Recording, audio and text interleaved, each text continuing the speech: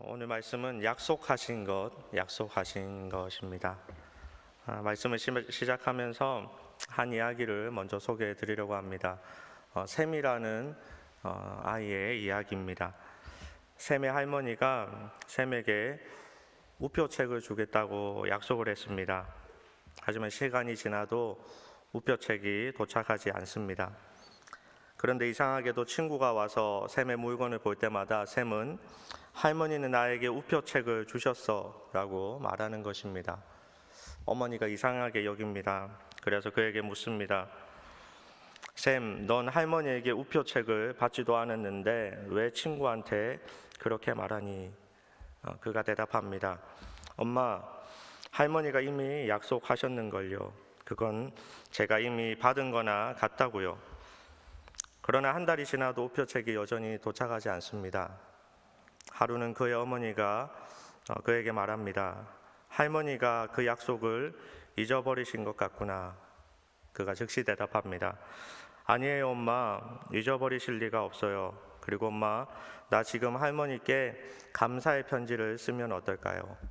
셈이 편지를 씁니다. 그리고 편지 후에 오래지 않아 답장이 왔습니다.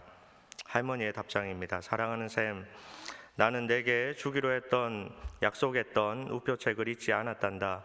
내가 원하는 모양의 우표책을 이곳에서는 살 수가 없어서 뉴욕에 우편 주문을 했단다.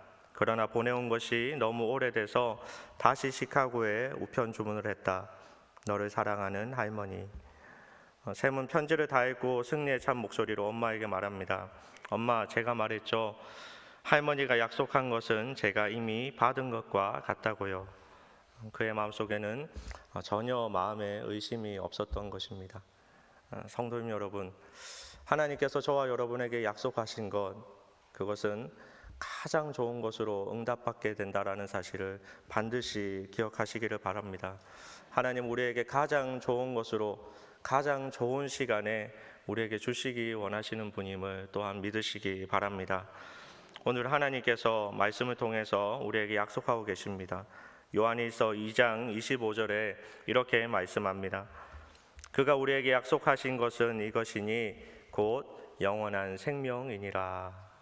그가 우리에게 약속하신 것은 이것이니 곧 영원한 생명이니라. 우리가 말하는 영생을 하나님께서 우리에게 약속해 주셨습니다. 저와 여러분이 이 약속한 것을 받기 위해서, 얻기 위해서 기억해야 될 두 가지가 있는데, 그 첫 번째는 믿음의 고백으로 살아가야 됩니다. 믿음의 고백으로 살아가야 됩니다. 요한일서 2장 23절 말씀을 다 함께 읽겠습니다. 아들을 부인하는 자에게는 또한 아버지가 없으되 아들을 시인하는 자에게는 아버지도 있느니라. 아멘.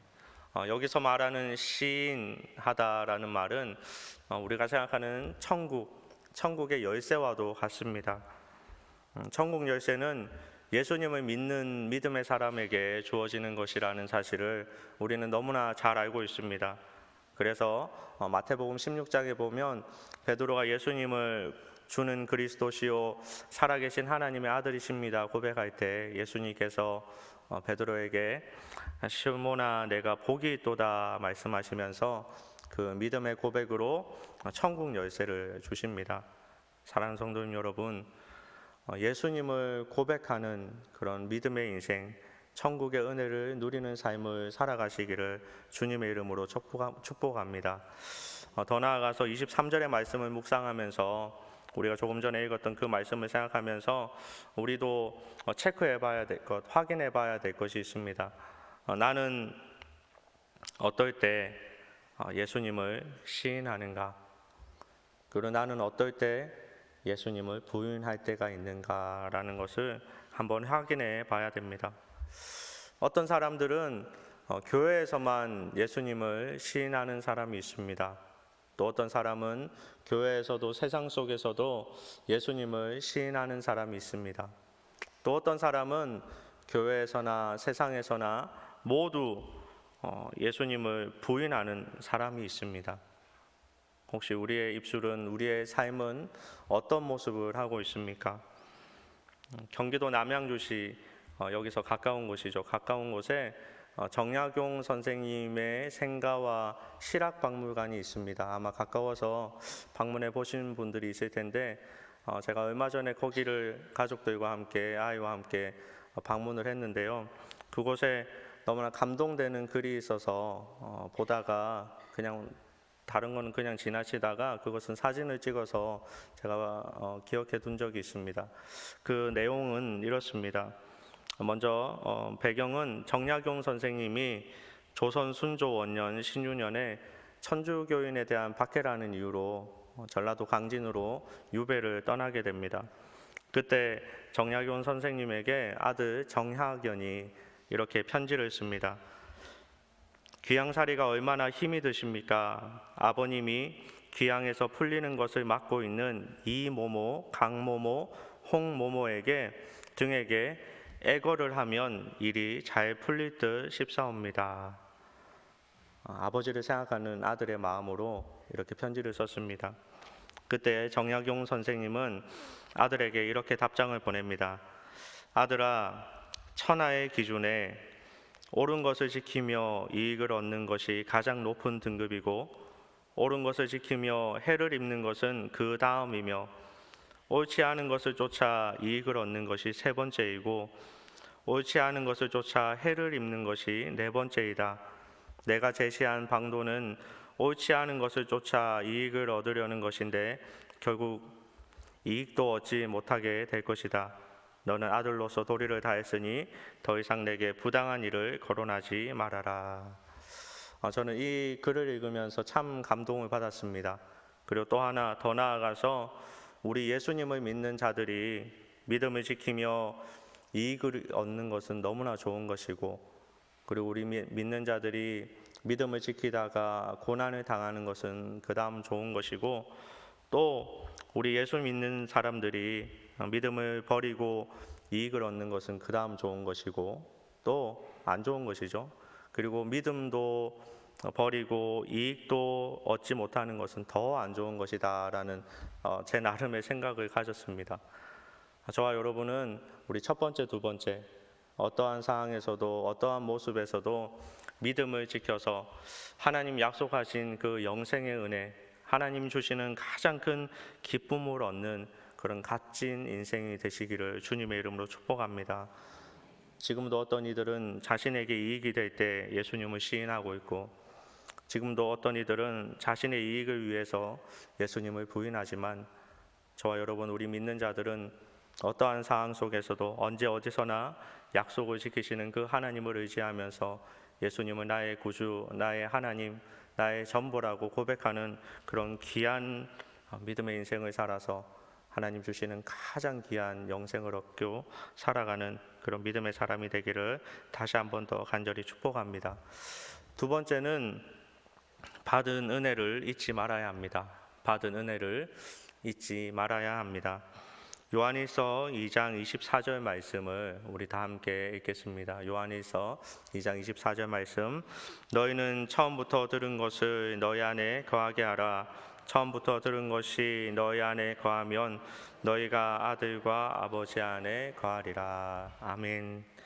처음부터 들은 것을 어떻게 하라? 너희 안에 거하게 하라. 무슨 말입니까? 잊지 말아라 라는 것입니다. 어렸을 때 기억에 엄마가 자녀에게 심부름을 시키죠. 부모님이 다녀올 수 있지만 그래도 자녀에게 내가 이걸 갔다 오면 뭐 맛있는 걸 사줄게, 얼마를 줄게 하면서 심부름을 시키잖아요. 그때 양파 하나를 사오고 대파를 2개를 사오고 당근을 2개를 사오고, 아이들은 신이 나서 자기들이 그렇게 하지 못했던 것들이라 신이 나서 양파 1개, 대파 2개, 당근 2개 이것들을 계속 입으로 외우면서 걷습니다. 잊어버리지 않으려고. 근데 가다가 강아지를 만나죠. 그래서 강아지와 인사를 하고 또 가다가 예쁜 꽃도 봅니다. 예쁜 꽃을 만져보기도 하고 향기도 맡아봅니다. 또 가다가 동네 문구점에 오락기를 발견하여서 오락하는 친구를 구경하기도 합니다. 그러고 나서 드디어 마트에 도착했을 때 양파가 몇 개였는지, 대파가 몇 개였는지, 그 다음 또 뭘 사와야 되는 건지 잊어버리는 경우가 있습니다. 강아지를 보다가, 또 예쁜 꽃을 보다가, 또 오락기를 보다가 목적을 잊어버리는 것입니다. 때로는 저와 여러분, 우리가 그렇습니다. 하나님께서 우리를 창조하신 목적과 하나님께서 말씀을 통하여서 우리에게 주시는 수많은 명령들, 그 은혜들을 우리는 잊어버리고 또 잊어버릴 때가 있습니다.